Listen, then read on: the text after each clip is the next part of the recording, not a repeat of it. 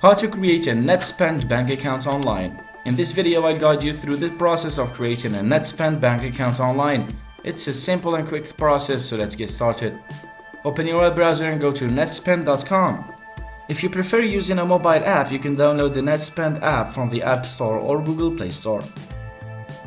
Now, once on the homepage, locate and click on the Open Account button to begin your registration. Enter your full name, email address, phone number, and date of birth, and make sure to provide accurate information to avoid any delays. Choose a username and password for your account, and this will be used to log in securely to your Netspend account in the future, so make sure you create a strong password. To comply with security standards, you may be required to verify your identity by providing a photo ID or answering a few security questions. Carefully read the terms and conditions and privacy policy. If you agree to them, click on the I agree button. Netspend will ask you to add funds to your account, so you can link a bank account or prepaid debit card to deposit money. After completing all necessary fields, click Submit to finish the account creation process.